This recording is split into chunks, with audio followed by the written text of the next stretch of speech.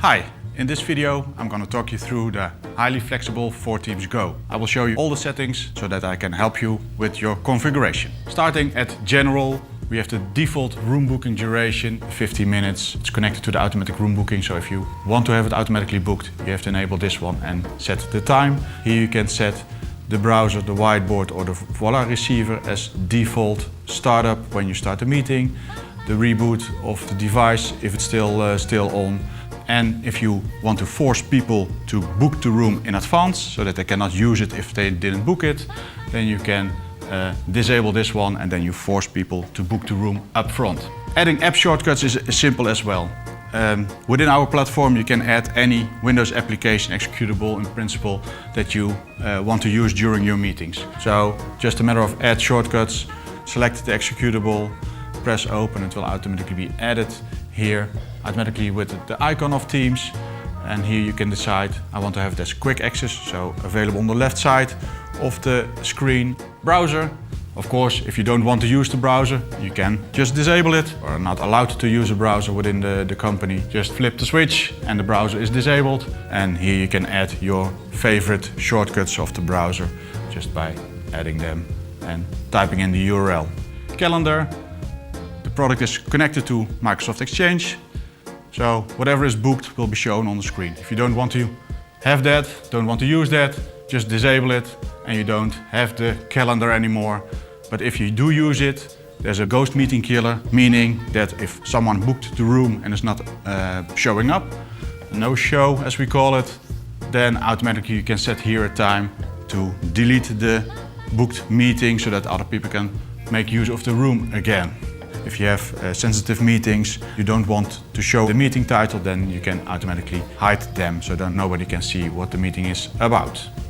With regards to documents, that's about sharing your documents with the participants. You can either save it to USB, send it by mail, or even export it to Teams, to your personal Teams. If you don't want it, just disable the USB or just the mail or any of the features that are there. Even if you don't want to share anything, that's also possible. Just disable the whole document feature and you're done. Screensaver, if you don't make use of the board, in this case, for about 15 minutes, then automatically the screensaver kicks in. If you don't want that, or you want it at a later time, you can just change the minutes here, or just disable the screensaver at all. Screenshots can be made during the whiteboarding or the screen sharing, by default enabled. If you want to disable it, you can just disable it. Whiteboard as such, you can disable the whiteboard in total. Within the whiteboard you have the sticky notes, you can disable them. The active pen state, which allows you to write with the pen, move with your finger and wipe with your fist. If you disable this one, then you can also write with your finger, but then you have to select a button to move objects, because then there's no difference between those two. If you want to change it as user during a meeting, then you're allowed if you enable this one as well.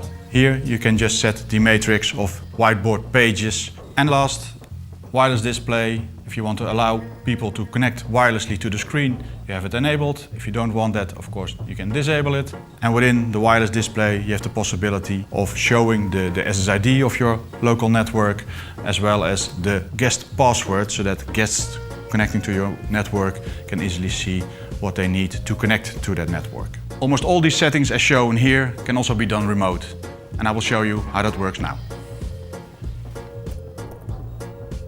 Fill in your details here, your account details, press next. When you're logged in with your Office 365 account as used on the screen, you will see exactly the same settings. So indeed in the general, the room booking duration, automatic room booking, the allow to start without booking, they're all there. The only difference is the app shortcuts, because that needs local access. That cannot be done remotely, but you can at least change quick access or not, and remove a shortcut but not add new shortcuts. This was all about all the settings from For Teams Go. Thanks for watching. If you want to know more details, please find them on our support website, support.ctouch.eu. Thank you.